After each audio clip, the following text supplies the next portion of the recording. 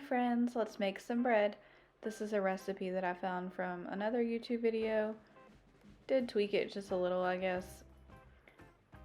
This is probably like the third or fourth time we've made it, and it's pretty good. We're pretty new to bread making, so we're trying to get the hang of it.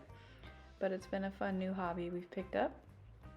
I'll put the full recipe down in the description of the video. So I actually did things kind of backwards. I should have started with the water in a different bowl and done the flour after the water and the yeast, but that's okay. It still worked. I just had to use a couple extra bowls in the long run. I also didn't use a bowl that was quite big enough, so I did have to switch bowls in the middle, but you know, all part of the learning process. It's fine. I'll put the specifics down in the description, but you are going to need 3 cups of hot or warm water, just as hot as the tap will go is what I used from my sink. 6.5 cups of flour. We use all-purpose flour, so I think pretty much any kind will work. You're going to need about, I use 2 1/4 tablespoons of yeast and 1.5 tablespoons of sea salt.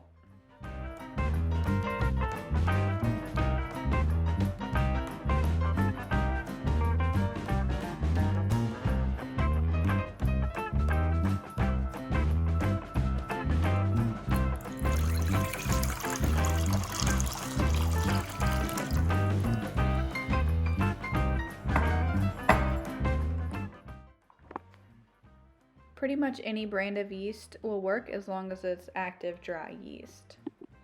And if you get the little packages that I have here of the yeast, you don't even have to measure. You can just use 1 full package of it. From there, just stir it really well with the warm water.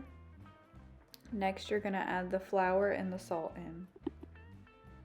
I just put my salt into the flour, mixed it, and then added it all into the water. So I had intended to talk through this video as I was doing it, but we're living with family right now while we're in the land buying process. There's a lot of people and a lot of dogs, so it was really loud and not really possible. So hopefully the voiceover works well.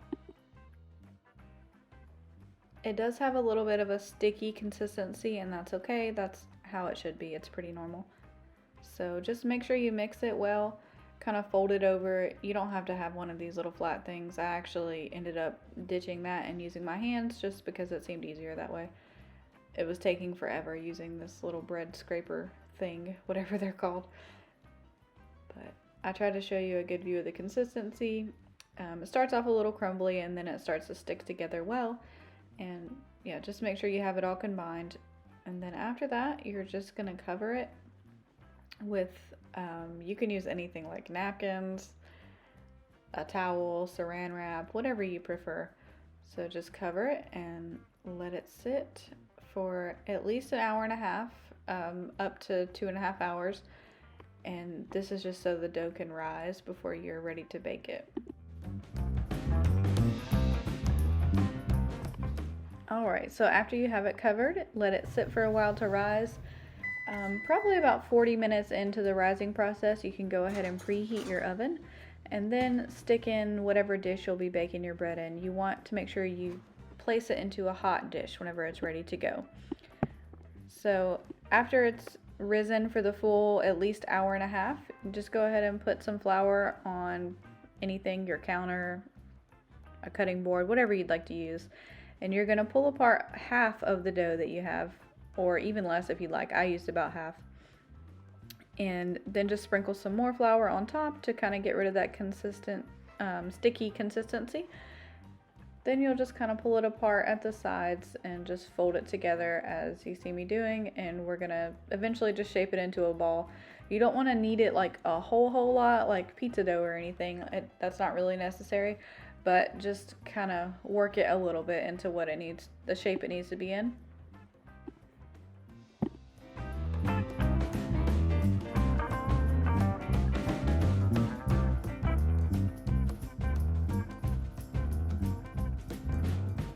So we kind of want gravity to do a lot of the work here. Just let it hang and stretch naturally, and then pull each side and fold it together again. Just do that multiple times until it's starting to look like a actual you know, bread loaf shape.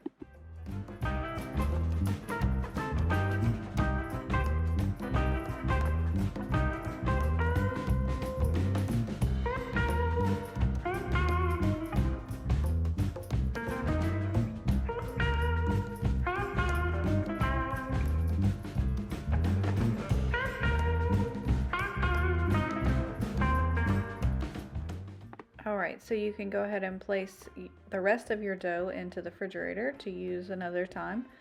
And then I forgot to record this part, but you'll just put the dough ball that you made onto parchment paper and then place that in the already hot baking dish you have into the oven. So the recipe that I originally found said to cover it, but I don't have a lid for this, and I've never covered mine when I cooked it, and it turns out fine. So I start checking it around 25 minutes. Oh, and the temperature you're going to want to be at is about 425. So around 25 minutes, mine is usually done or very close to done, depending on the size of the loaf. So we've had it with and without butter. Both are delicious. My kids literally get so excited when they see we made this, and it's just exciting for us to kind of get back to our basics and learn something new. Let me know if you make a loaf.